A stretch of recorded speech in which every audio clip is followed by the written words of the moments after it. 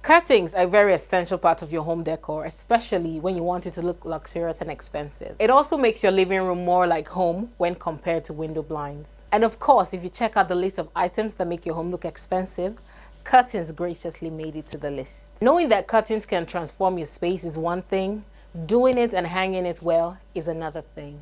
I'm going to share with you several mistakes I see people make when hanging or installing curtains at home. It's possible a lot of people are not aware or they just can't be bothered by things like that.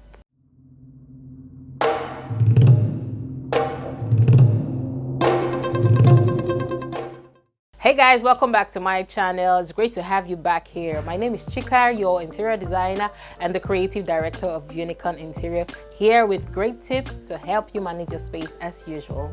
So let's go down to 7 curtain hanging mistakes and how to correct it. The number 1 mistake is hanging the curtain on the window level. This is a big no-no. I see people hang their curtains just slightly above their window level. This doesn't look appealing in any way. It is advisable to place your curtain as high as possible.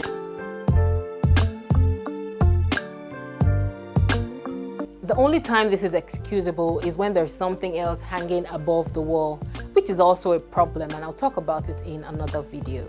Reasons why you should hang your curtain as high as possible is that it shows off the lushness of your curtain design. It gives an illusion of high and bigger window. It also makes your space look expensive. If you have made this blunder, you can have it corrected by getting a curtain installer. But if you're in Lagos, Nigeria, I could come to your rescue. Know that there's no such thing as a standard size because every window is different in the height, in the width, and in the purpose of the space. When installing curtains at home, the size of the fabric should be like 3 times the size of the window so it can have that full lushness, especially when using a rod and an eyelet hanging system. Yeah, it may be a little more expensive to get those extra yards of fabric, but trust me, it's a worthy investment.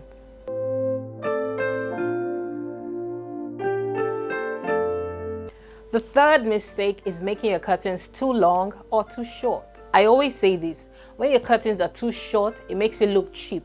And when it is too long, it makes it look really shabby. To fix this, always make sure you measure the height of your window before you make a purchase. If you don't have a measuring tape, call a professional to measure and install your curtains. The best look for your curtain is to let it kiss the ground, or at most 1 inch longer.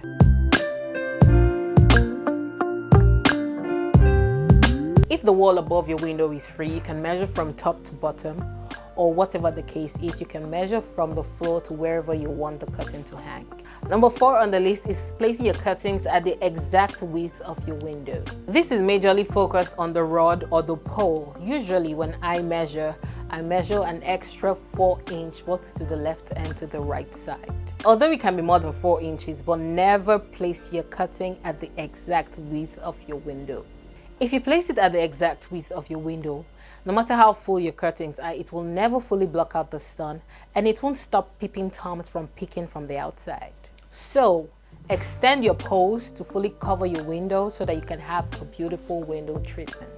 Number 5, using very cheap fabric and rods. I get the fact that most people just want to block the sun from coming in or stop people from peeking into their homes, but curtains perform more than just those 2 functions. If you want to have a beautiful interior, invest in good quality fabrics and rods.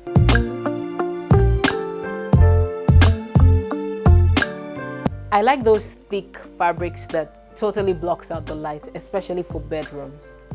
You get to sleep longer and wake up whenever you want to, unlike those light fabrics that allow light to pass through and disrupt your sleep.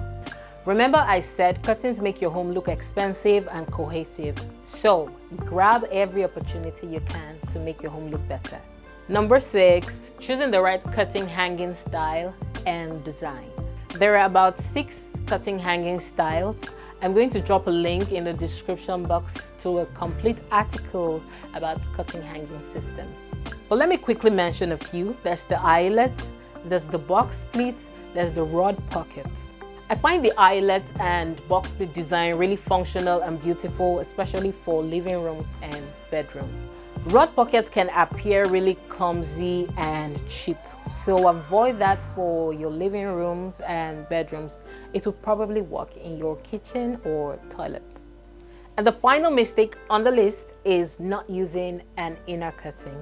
As I said earlier, use those thick fabric that completely blocks out the light. But don't also forget to add a lighter fabric, day blind as it's popularly called around here, so that when you open up the thick fabric, you still have that thin panel covering the window and your house is not completely exposed to the outside world.